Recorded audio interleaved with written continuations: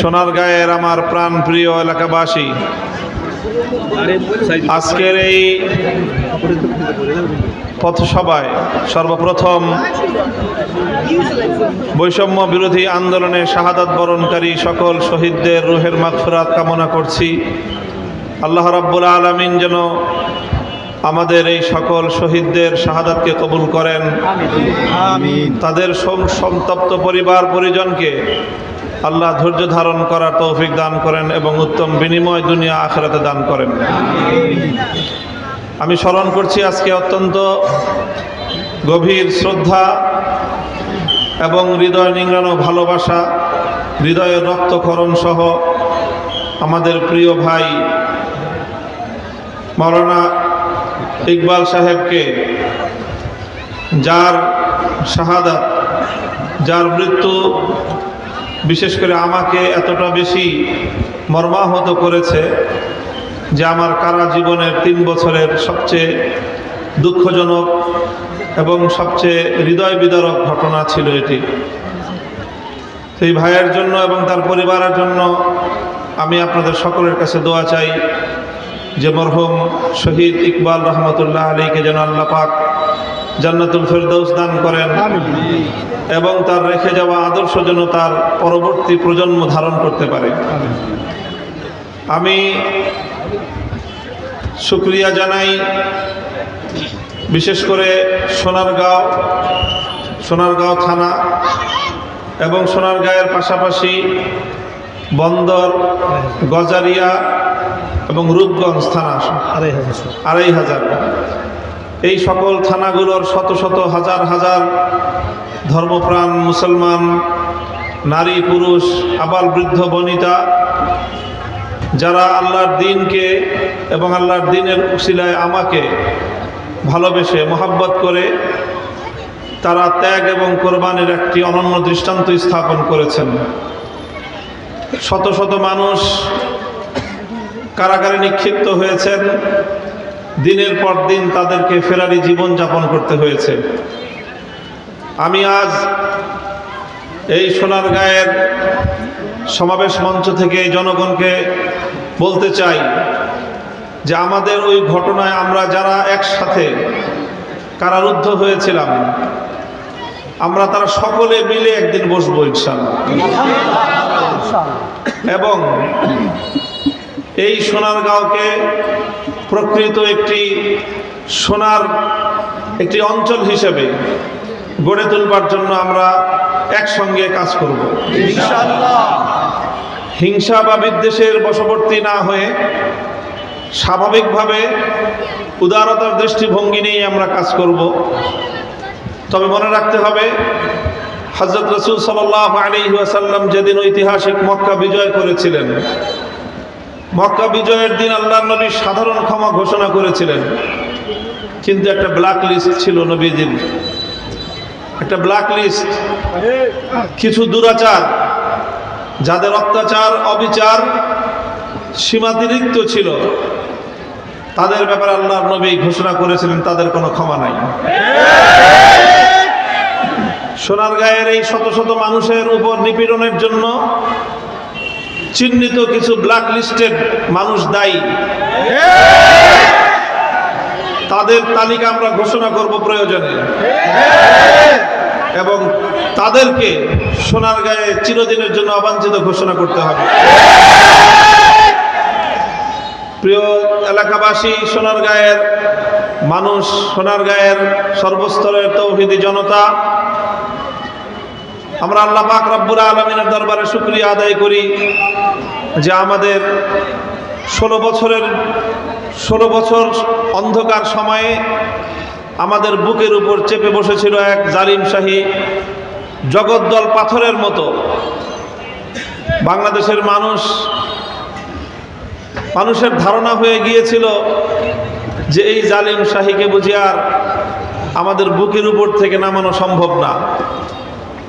আর তাদের আত্মবিশ্বাস এই পরিমাণ ছিল যে তাদেরকে হটানোর মতো, অপসারণের মতো কোনো শক্তি নেই। কিন্তু আল্লাহর কোরআন যেভাবে বলেছে, ফাআতাহুমুল্লাহু মিন হাইসু লাম ইয়াহতাসিবু, তারা তাদের পতনের সব দিক সকল দুয়ারগুলো রুদ্ধ করে আত্মবিশ্বাসের সাথে তারা রাষ্ট্রীয় ক্ষমতার মসনদকে জবরদখল করে বসেছিল। জালিম শাহীর ঘোষণা ছিল, এটা সকল মানুষের মুখে মুখে ছিল যে লক্ষ মানুষকেও যদি হত্যা করতে হয়, এই লাখো মানুষের রক্ত এবং লাশের উপর দিয়ে শেখ হাসিনা ক্ষমতা চালায় যাবে। এটাই ছিল তার মনোভাব। কিন্তু যখন আল্লাহ পাক রব্বুল আলামিন তার বিদায়ের ঘণ্টা বাজিয়ে দিয়েছেন, তখন তার দাদা বাবুরাও তাকে রক্ষা করতে এগিয়ে আসেনি। আমরা আগামী দিনের এই সকল জালিমের উত্তরাধিকারীদেরকে বলতে চাই, এই বাংলাদেশে বসবাস করতে হলে, এদেশের মানুষকে নিয়ে রাজনীতি করতে হলে, এদেশের মানুষের সঙ্গে কাজ করতে হলে এদেশের মানুষের হৃদয়ের আবেগকে বুঝতে হবে, মানুষের হৃদয়ের পালস বুঝতে হবে। ইসলামের বিরুদ্ধাচরণ করে জনগণের ভাগ্যকে নিয়ে ছিনিমিনি খেলে হয়তো দীর্ঘদিন ক্ষমতায় থাকতে পারবেন, কিন্তু কোনো ক্ষমতা চিরস্থায়ী হতে পারে না। কোনো ক্ষমতা চিরস্থায়ী হতে পারে না। বাংলাদেশ 2024 সালের 5ই আগস্ট স্বাধীনতার নতুন ধাপে উন্নীত হয়েছে। এই স্বাধীনতা ফ্যাসিবাদের জুলুম থেকে স্বাধীনতা, এই স্বাধীনতা নব্য বাকশালীদের হাত থেকে স্বাধীনতা, এই স্বাধীনতা নতুন করে বাংলাদেশকে দিল্লির গোলামে পরিণত করার ষড়যন্ত্রের হাত থেকে স্বাধীনতা। এখনো দিল্লিতে বসে কেউ যদি স্বপ্ন দেখে শাহজালালের বাংলাদেশকে আবার নরেন্দ্র মোদীদের করতলগত করবে, নরেন্দ্র মোদীদের স্বার্থের বলি বানাবে বাংলাদেশকে, আমরা পরিষ্কার ভাষায় বলে দিতে চাই, যেমনি ভাবে রক্তের বিনিময়ে বাংলা তার স্বাধীনতা অর্জন করেছিল, রক্ত দিয়ে 75 সালে একবার তারা যেভাবে স্বৈরাচারীদেরকে যারা মানুষের অধিকার নিয়ে ছিনিমিনি খেলেছিল, 30,000 যুবকের রক্তে যাদের হাত রঞ্জিত হয়েছিল, স্বাধীনতার নেতৃত্ব দানকারী হওয়া সত্ত্বেও সেই ফ্যাসিবাদের জায়গাও বাংলাদেশে হয় নাই। 2024 সালে নব্য ফ্যাসিবাদের জায়গা বাংলাদেশে হয় নাই। আগামী দিনে যদি কেউ আবার ফ্যাসিবাদের চর্চা করবার দুঃস্বপ্ন দেখে, স্পষ্ট বার্তা দিয়ে দিতে চাই, বাংলাদেশের মানুষ আর কোনদিন ফ্যাসিবাদকে মেনে নেবে না ইনশাআল্লাহ।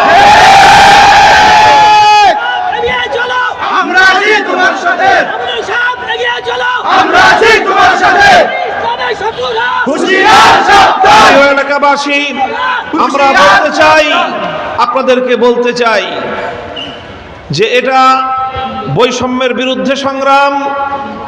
এই সংগ্রাম আমরা দেখেছি যে অল্প জুলাই মাসের শুরু থেকে শুরু হলো, আগস্টের 5 তারিখ এসে এই সংগ্রাম তার সফলতার পানে উন্নীত হলো। কিন্তু আসলে ব্যাপারটা শুধু এতটুকুই নয়। এই বৈষম্য বিরোধী সংগ্রামের বিজয়ের পিছনে রয়েছে অনেক দীর্ঘ ইতিহাস, রয়েছে অনেক মায়ের চোখের অশ্রু। এই সংগ্রামের সফলতার পিছনে রয়েছে অনেক বাবার ঘাম, এই সংগ্রামের পিছনে রয়েছে অনেক ভাইয়ের রক্ত। এই সংগ্রামের সফলতার জন্য অবশ্যই সেই সকল শহীদানদের প্রতি জাতিকে চিরদিন কৃতজ্ঞতা পাশে আবদ্ধ থাকতে হবে। 2009 সালের পিলখানার এক কথিত বিদ্রোহের মাধ্যমে প্রায় 57 জন দেশপ্রেমিক সেনা কর্মকর্তাকে হত্যা করে ষড়যন্ত্রের রাজনীতি শুরু হয়েছিল। 2013 সালে শাপলা চত্বরে রাতের অন্ধকারে নির্মমভাবে তাহাজ্জুদরত ঘুমন্ত আলেম ওলামা হেফাজতে ইসলামের নেতাকর্মীদেরকে নির্মমভাবে হত্যা করা হয়েছিল। 2014 সালে নির্বাচন পূর্ববর্তী সময়ে গোটা বাংলাদেশে বিরোধী দলগুলোর নেতা কর্মীদের উপর অকথ্য নির্যাতন পরিচালিত হয়েছিল। 2021 সালে নরেন্দ্র মোদী নরঘাতক গুজরাটের কসাইকে বাংলাদেশের স্বাধীনতার সুবর্ণ জয়ন্তী উদযাপনের সময় চিফ গেস্ট করে আমন্ত্রণ জানানোর প্রেক্ষিতে তৌহিদি জনতা হেফাজতে ইসলামের নেতৃত্বে শান্তিপূর্ণ প্রতিবাদ জানিয়েছিল। এই অপরাধে হাটহাজারী থেকে ব্রাহ্মণবাড়িয়া পর্যন্ত পাখির মতো গুলি করে 25 জনের মতো আমার ভাইকে হত্যা করেছিল। সর্বশেষ 2024 সালের নির্বাচনের পূর্ববর্তী সময় আপনারা দেখেছেন গোটা বাংলাদেশ জুড়ে কিভাবে এক ভীতিকর পরিস্থিতি তৈরি করে সাধারণ মানুষজন বাড়িতে ঘুমাতে পারেনি। কেউ গাছের ডালে, কেউ জঙ্গলে, কেউ নদীর মাঝে, খালের মাঝে, বিলের মাঝে গোটা বাংলাদেশের মানুষকে জিম্মি করে একটি নির্বাচনের নামে নাটক সাজিয়ে দিল্লির কারসাজিতে নতুন করে ক্ষমতার মসনদ দখল করবার পায়তারা চালিয়েছিল। এই সকল আত্মত্যাগ, অনেক রক্ত, সাগর পরিমাণ রক্তের উপর দাঁড়িয়ে 2024 সালের জুলাই মাসে ছাত্রদের নেতৃত্বে নতুন সংগ্রাম গড়ে ওঠে। সেখানে নির্বিচারে হত্যা চালানো হয়, কোন যুদ্ধ পরিস্থিতি ছাড়া সিভিলিয়ানদের উপর এভাবে টার্গেটকৃত কিলিং, হত্যাযজ্ঞ পরিচালনার নজির পৃথিবীর ইতিহাসে বিরল। দেশের জনগণের টাকা দিয়ে হেলিকপ্টার কেনা হয়েছে জনগণের নিরাপত্তা দেওয়ার জন্য। সেই হেলিকপ্টার থেকে শেখ হাসিনার লালিত গুন্ডা বাহিনী, তারা আইন শৃঙ্খলা রক্ষাকারী বাহিনীর ইউনিফর্ম গায়ে দিয়ে, যারা দলীয় বিবেচনায় চাকরি নিয়ে তারা জনগণের বিরুদ্ধে যুদ্ধ ঘোষণা করে হেলিকপ্টার থেকে গুলি করে করে, মাথার মধ্যে গুলি করে করে 3 বছরের শিশু থেকে নিয়ে শুরু করে নারী পুরুষ নির্বিচারে মানুষকে হত্যা করেছে। ঘরের বেডরুমে পর্যন্ত গুলি করে মানুষকে হত্যা করা হয়েছে। বাড়ির ছাদের উপর অবস্থানরত ছেলেদেরকে, মেয়েদেরকে গুলি করে করে হত্যা করা হয়েছে। এভাবে প্রায় সহস্রাধিক মানুষ গোটা বাংলাদেশে হত্যা হয়েছে। সব শ্রেণী পেশার মানুষকে হত্যা করেছে। মুসলমান হত্যা হয়েছে, হিন্দু হত্যা হয়েছে, স্কুলের ছাত্র, কলেজের ছাত্র, ইউনিভার্সিটির ছাত্র, মাদ্রাসার ছাত্র, মসজিদের ইমাম, আলেম সমাজ, এমন কোন সমাজের কোন শ্রেণী বা পেশার লোক নেই যারা হাসিনার এই হত্যাকাণ্ডের এবং তার এই হত্যাযজ্ঞের শিকার না হয়েছে। কাজে আজ গোটা বাংলাদেশ ঐক্যবদ্ধ, গোটা বাংলাদেশ আজকে ঐক্যবদ্ধ। শেখ হাসিনার এই নির্বিচার হত্যাকাণ্ডের বিচার বাংলার মাটিতে করতে হবে, তাকে ধরে আনতে হবে। 2009 সালের পিলখানার সেনা কর্মকর্তাদের হত্যার বিচার করতে হবে। 2013 সালের শাপলা চত্বরের বীর শহীদদের হত্যাকাণ্ডের বিচার করতে হবে। 2021 সালের হত্যাকাণ্ডের বিচার করতে হবে। 2024 সালের এই বৈষম্য বিরোধী আন্দোলনের শাহাদাত বরণকারী সহস্রাধিক প্রাণের মূল্য আমাদেরকে আদায় করতে হবে। এই সব বিচারের মাধ্যমে বাংলাদেশ কলঙ্ক মুক্ত হবে। আমরা বলেছিলাম এই ভাস্কর্য নিয়ে বাড়াবাড়ি করার দরকার নাই। আপনার মরা বাপকে আর জাতির সামনে নতুন করে লাঞ্ছিত এবং অপমানিত করার ব্যবস্থা করবেন না। এই কথার বলার অপরাধে আমার বিরুদ্ধে তিনি ক্ষিপ্ত হলেন, এই কথা বলার অপরাধে আমাকে তিনি গ্রেফতার করলেন, এই কথা বলার অপরাধে জাতীয় সংসদে দাঁড়িয়ে আমাকে ব্যক্তিগতভাবে আক্রমণ করলেন, এই কথা বলার অপরাধে তিনি আমার বিরুদ্ধে ষড়যন্ত্রের জাল বুনলেন, এই কথা বলার অপরাধে তিনি আমার বিরুদ্ধে রাষ্ট্রের প্রতিটি প্রতিষ্ঠানকে লেলিয়ে দিলেন। আমরা ধৈর্য ধারণ করলাম, কিন্তু আজ সারা পৃথিবীবাসী সচক্ষে দেখেছে আমাদের সেই সময়ের শান্ত কথা যদি তিনি গ্রহণ করতেন, তাহলে আজকে তার মৃত মরহুম বাবার এই ভাস্কর্যের নামীয় এই লাঞ্ছনা সারা দেশে তাদেরকে বরণ করতে হতো না। স্মরণ করিয়ে দিতে চাই এই ঘটনা থেকে আগামী দিনে সবাই যেন আমরা শিক্ষা গ্রহণ করি। কোনো কিছু নিয়ে অতিরিক্ত বাড়াবাড়ি ভালো নয়। মনে রাখবেন, ক্ষমতা কারো জন্যই চিরস্থায়ী নয়। আপনি ক্ষমতায় থাকার জন্য জনগণকে যত বেশি নির্যাতন করবেন, একদিন না একদিন কড়ায় গন্ডায় তার মূল্য আপনাকে চুকাতে হবে। কোন দেশে যাবেন? কোন দেশ আজ এই পতিত নিক্ষিপ্ত ডাস্টবিনের মালকে কোথাও আশ্রয় দেওয়ার মতো বাংলা পৃথিবী দিল্লিতে নরেন্দ্র মোদী ওনাকে আশ্রয় দিবেন, দিতে চান যদি, সেটা ভারতের আভ্যন্তরীণ ব্যাপার।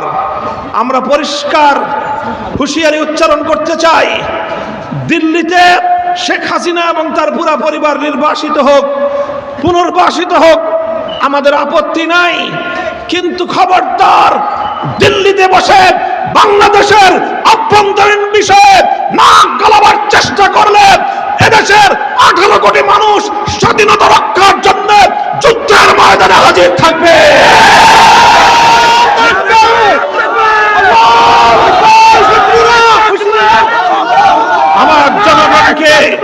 আমার জনগণকে হত্যা করে রক্ত নিয়ে ছিনিমিনি খেলবেন, অনেক সহ্য করা হয়েছে। কোন খুনিকে যদি আশ্রয় দেওয়া হয়, দিল্লির বিরুদ্ধে বাংলাদেশ সব ধরনের আইনানুগ ব্যবস্থা গ্রহণ করবে। অন্তর্বর্তীকালীন সরকারের কাছে আমরা তার স্বনির্বন্ধ অনুরোধ জানিয়ে রাখছি। সংগ্রামী সাথী ও বন্ধুগণ, আপনারা সেই সকাল 7টা থেকে এই মেঘ বৃষ্টি উপেক্ষা করে আমাদের জন্য অপেক্ষা করেছেন। আমি আপনাদেরকে এই জন্যে আন্তরিকভাবে অনাকাঙ্ক্ষিত এই দেরির জন্য দুঃখ প্রকাশ করছি। রাস্তায় অস্বাভাবিক ধরনের যানজটের কারণে আমরা সময় মতোই রওনা হয়েছিলাম, কিন্তু আসলে আমরা চাইলেই সব কিছু সম্ভব না। রাস্তাঘাটের এরকম অচল অবস্থার কারণে আজকে আমাদের উপস্থিতির দেরি হলো। আপনারা এতক্ষণ পর্যন্ত ধৈর্য ধারণ করে অপেক্ষা করেছেন, আপনাদেরকে আমি শুকরিয়া জানাই, অভিনন্দন জানাই, কৃতজ্ঞতা জ্ঞাপন করছি। আল্লাহ আপনাদেরকে উত্তম বিনিময় দান করুন। আবারও আমি এই সকল শহীদানের রুহের মাগফিরাত কামনা করে, বিশেষ করে আমাদের মরহুম শহীদ ইকবাল সাহেব রহমতুল্লাহ আলাইহির রুহের মাগফিরাত কামনা করে আপনাদের সকলকে আগামী দিনের সংগ্রামের শুভেচ্ছা জানিয়ে, সংগ্রামে আহ্বান জানিয়ে, বাংলাদেশ খেলাফত মজলিসের পতাকা তলে আপনারা সামিল হয়ে আগামী দিনে খেলাফত প্রতিষ্ঠার সংগ্রামকে সামনের দিকে অগ্রসর করে নিয়ে যাবেন। আর হেফাজতে ইসলামের সঙ্গে আপনারা দলমত নির্বিশেষে অতীতের মতো আগামী দিনেও ঐক্যবদ্ধ থাকবেন ইনশাআল্লাহ, এই আশাবাদ আমি ব্যক্ত করি। রাজি আছেন তো? আল্লাহ পাক রব্বুল আলামিন তৌফিক দান করুন। হেফাজতে ইসলাম ছিল, হেফাজতে ইসলাম আছে, হেফাজতে ইসলাম থাকবে। যারা ইসলামের উপর আঘাত করতে চায় তাদের স্থান ইনশাআল্লাহ বাংলাদেশের মাটিতে হবে না। নাসরুম মিনাল্লাহি ওয়া ফাতহুন করিব। আসসালামু আলাইকুম ওয়া রাহমাতুল্লাহ। সুবহানাল্লাহি ওয়া বিহামদিহি সুবহানাল্লাহিল আযীম। আল্লাহুম্মা সাল্লি আলা মুহাম্মাদ ওয়া আলা আলি মুহাম্মাদিন কামা সাল্লাইতা আলা ইব্রাহিম ওয়া আলা আলি ইব্রাহিম ইন্নাকা হামিদুম মাজিদ। يا حي يا قيوم برحمتك نستغيث أصلح لنا شأننا كله ولا تكلنا إلى أنفسنا طرفة عين। আয় আল্লাহ, আত্মদানকারী সকল শহীদানের শাহাদাতকে আপনি কবুল করুন। আয় আল্লাহ, তাদের শাহাদাতের বিনিময়ে অর্জিত আয় আল্লাহ এই বিজয়কে আপনি জনগণের জন্য, দেশের জন্য, ইসলামের জন্য আয় আল্লাহ অনুকূল সাব্যস্ত করুন। আয় আল্লাহ, এই বিজয়কে যেন কেউ ছিনিয়ে নিতে না পারে, এই বিজয়কে রক্ষা করার তৌফিক আমাদেরকে দান করুন। আয় আল্লাহ, শহীদানদের পরিবার পরিজনকে ধৈর্য ধারণ করার তৌফিক দান করুন। রব্বানা তাকাব্বাল মিন্না ইন্নাকা আনতাস সামিউল আলিম। সুবহানা রাব্বিকা রাব্বিল ইজ্জাতি আম্মা ইয়াসিফুন ওয়া সালামুন আলাল মুরসালিন। আলহামদুলিল্লাহি রাব্বিল আলামিন।